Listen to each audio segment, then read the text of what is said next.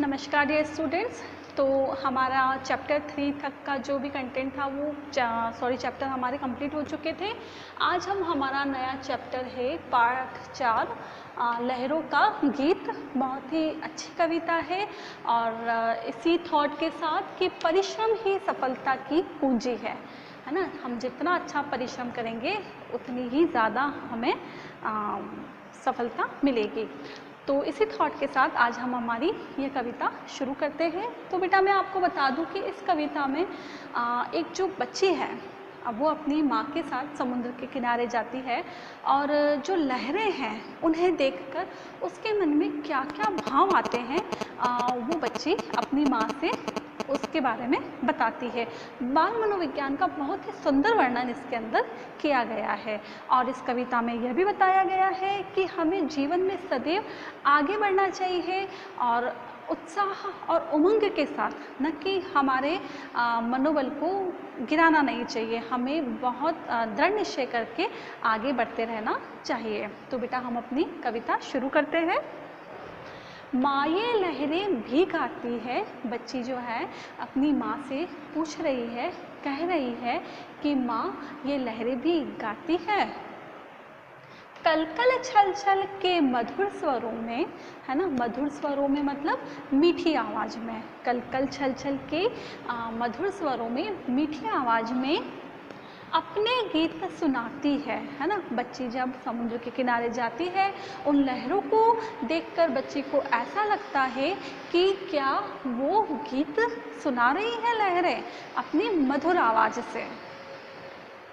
मैं देख रही थी अभी अभी ये मुझ जैसी मचल रही, है ना। बच्ची कह रही है कि मैं अभी अभी इन लहरों को देख रही हूँ कि जिस तरीके से मैं मचल रही हूँ, मैं उत्साहित हो रही हूँ, मचल रही हूँ, क्या इसी तरीके से ये लहरें भी मचल रही है।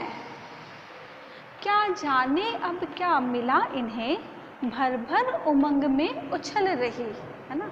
तो बच्ची अपनी माँ से कह रही है कि इनका मचलना देखकर ऐसा लग रहा है मानो जैसे कि इन्हें क्या मिल गया है कि वो इतना उमंग अपने मन में भर भर कर उछल रही है। तट से आकर हंस हंस कर अपनी बातें कह जाती है।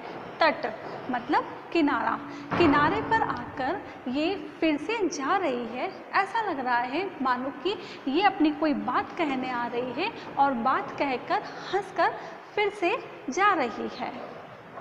माँ ये लहरें भी गाती है। बच्ची फिर से अपनी माँ से पूछ रही है कि क्या माँ ये लहरें गाती है।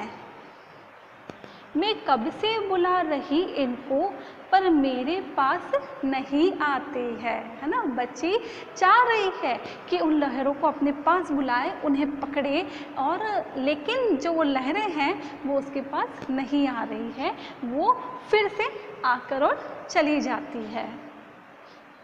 कुछ खेल खेलती इसीलिए तट तक आकर फिर भाग जाती, है ना। बच्चे को ऐसा लग रहा है मानो जैसे कि वो कोई खेल खेल रही है कि वो तट पर आ रही है और उसके बाद वापस जा रही है, फिर आ रही है, फिर जा रही है। ऐसा लग रहा है जैसे कि वो कुछ खेल रही है।